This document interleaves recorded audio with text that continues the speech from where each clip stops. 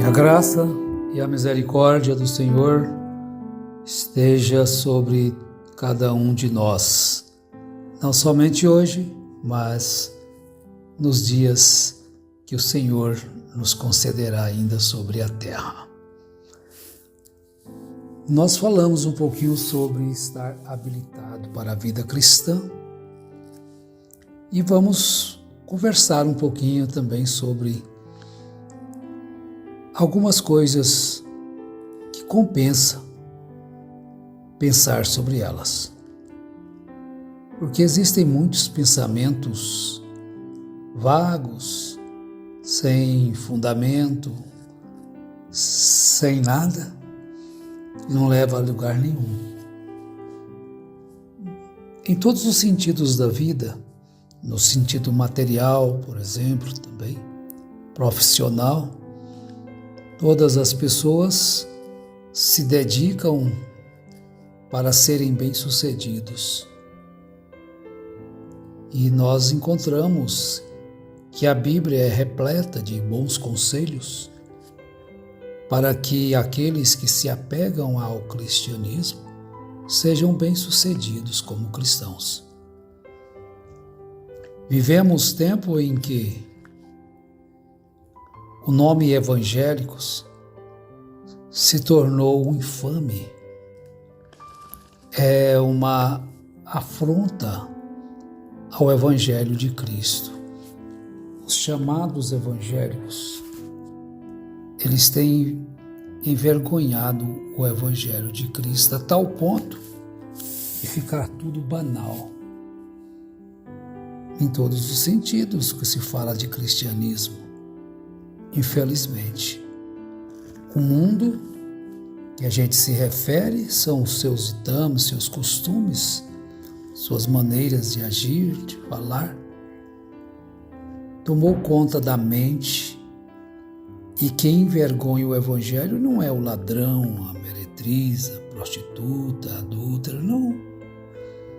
São aqueles que proclamam serem seguidores de Cristo e simplesmente mentem. São hipócritas. A Bíblia nos mostra que os religiosos sempre foram os piores. Eles é que instigaram o povo a pedir a crucificação de Jesus. Eles é que instigaram as autoridades a perseguirem os cristãos, os religiosos, porque eles não obedecem ao verdadeiro Evangelho de Cristo, mas sim o seu sistema corrompido. Mas tomemos aqui Filipenses capítulo 4 também, só que desta feita, versos 8 e o 9, 2 versículos.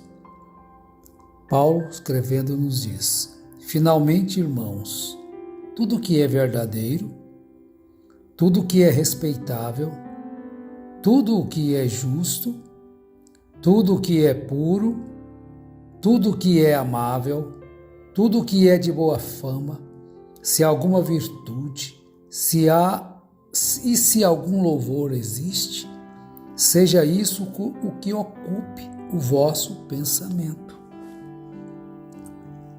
Então, se nós falamos um pouquinho sobre tudo posso naquele que me fortalece, olha o que realmente você pode.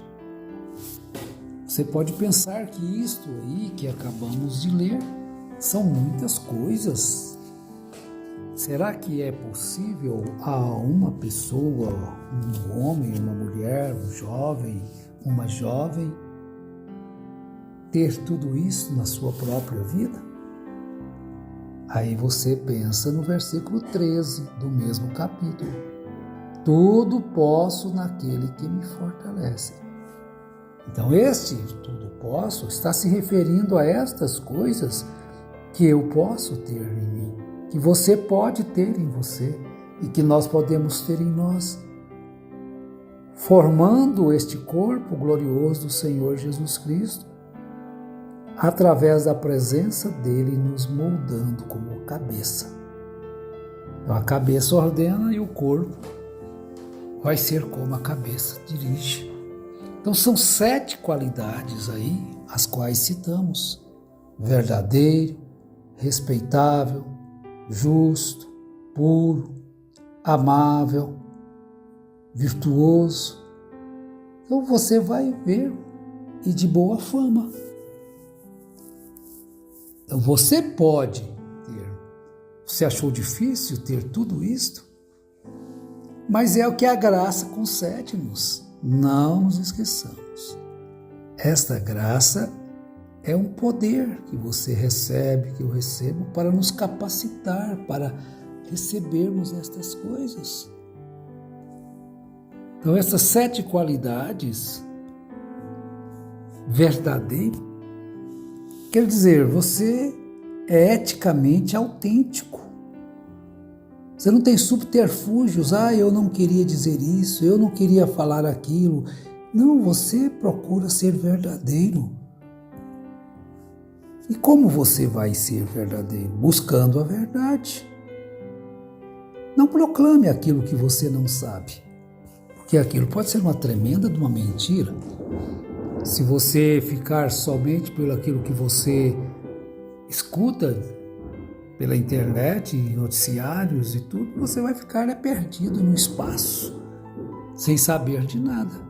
E às vezes nós percebemos certas coisas, vemos, ouvimos, parecem ser verdade, mas aquilo não é autêntico, não é verdadeiro.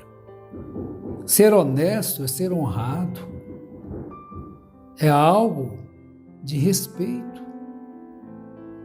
A Bíblia nos recomenda isto: ser honesto, verdadeiro, respeitável.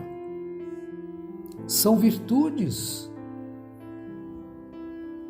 que é dada a nós através daquele que o sacrifício que Jesus praticou por nós. Agora, o que é ser justo? Ser justo é você dar a cada pessoa aquilo que elas merecem. Ser justo. Não é ter dois pesos, 2 medidas. Porque às vezes se tem 2 pesos e 2 medidas, as igrejas é cheia disto. Então chega uma pessoa mais abastada, bem vestida, o acolhimento é um. Mas chega um pobre, coitado, o acolhimento é outro. É vigiado, é julgado. Então veja bem como deve ser a vida cristã. Nós que dizemos que somos cristãos. Ser puro é algo santo diante de Deus. Porque Ele diz: sede santo, assim como Deus é santo. Aí como você vai ser santo? O santo carrega consigo estas virtudes todas. Não somente aquelas virtudes que está segunda carta de Pedro, capítulo 1, que às vezes nós citamos, isso é muito citada, mas você vai encontrar que Pedro, quando você ler a segunda carta a partir do capítulo 1, a partir do 3º verso, ele descreve sobre várias qualidades, virtudes, as quais fazem parte da vida cristã também. São 7 virtudes. O que são elas? Fé, virtude, que é um poder. Está vendo? Então começa a fé, e Ele nos tem dado estas virtudes. A fé, virtude, conhecimento, o domínio próprio, que é a temperança, a perseverança, a piedade, o amor fraternal e o amor ágape. Então veja bem que a pedra de coroa é Cristo e Ele está em você. Não é que Ele virá estar em você, é o engano, que ela está fora. Você tem que ter Ele, porque o amor ágape é incondicional, o amor fraternal ele é condicional. Mas quando você tem o amor ágape na sua vida, é completa as virtudes. E Paulo está trazendo aqui estas referências que nos ajuda, que nos abençoe. Que nos abençoa, melhor dizendo. Então você é puro, uma moça, um rapaz, um marido, uma esposa. É algo que é santo diante de Deus. As pessoas pensam em santo, e certa pessoa lá que foi santo. Isso é catolicismo. O profeta foi santo, o pastor foi santo, tudo corrupto. Santo é você que está aí, lutando para manter suas vestes, essas vestes que Apocalipse fala, mantenha suas vestes limpas, lavadas no sangue. É a vida, este corpo.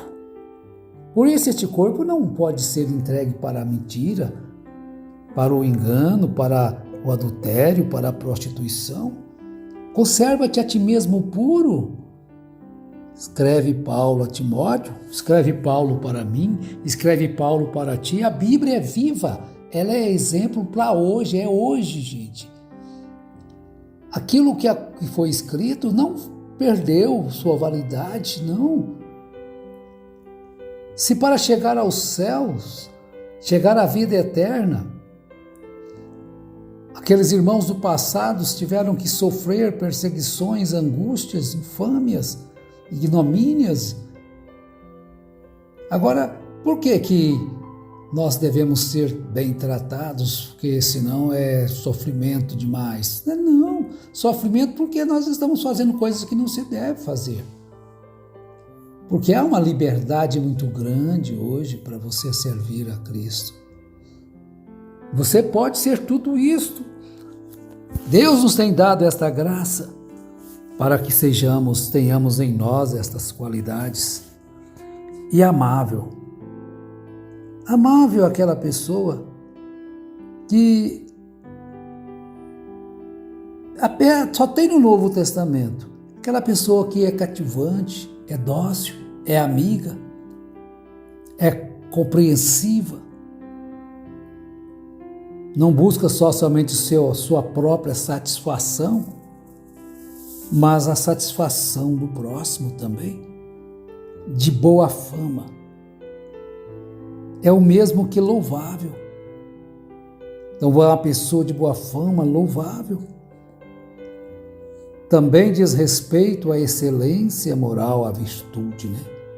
A virtude diz respeito à excelência moral. Louvor é fazer com que Deus seja louvado. O Deus da paz complementa a paz de Deus, no sentido de que a vida que possui estas características promove a presença de Deus. Aonde você vai? Onde você está promovendo alguma coisa aí. As pessoas se incomodam, outros se alegram, outros entristecem, uns aborrecem, outros ficam felizes, porque você é a presença de Deus no ambiente onde você vai. Você é a presença de Deus no trabalho onde você está. Você é a presença de Deus naquele meio de transporte coletivo ali. Talvez você seja a única, talvez você seja o único a estar ali representando Cristo no meio de um mundo às vezes evangélico, dentro de uma igreja lotada. Quantos que tem ali dentro que realmente são representantes destas virtudes aqui? Da presença de Deus, só porque estão lá saltando, pulando, gritando, e a vida maculada de desonestidade, de impurezas, de injustiça, de mentiras, mas uma vida pura, de bom coração, que ama a Deus sobre todas as coisas e o próximo como a si mesmo. Está ali como uma representação, promovendo a presença de Deus. Quando o ministro de Estado chega num local, noutro país, e quando ele está numa reunião, a presença dele ali promove a presença daquela outra nação ali, distante. O embaixador está ali. Então ele promove a presença daquele país que está sendo representado por aquela pessoa. Você é justamente essa pessoa que representa Deus, que promove a diferença naquela reunião, naquele trabalho, naquele ônibus aonde você vai. Esta é a graça de Deus em nossas vidas. E que Deus possa suprir todas as vossas necessidades, segundo a riqueza dele. E ele há de suprir em Cristo Jesus cada uma das vossas necessidades. Ora, a nosso Deus e Pai seja a glória pelos séculos dos séculos. Amém.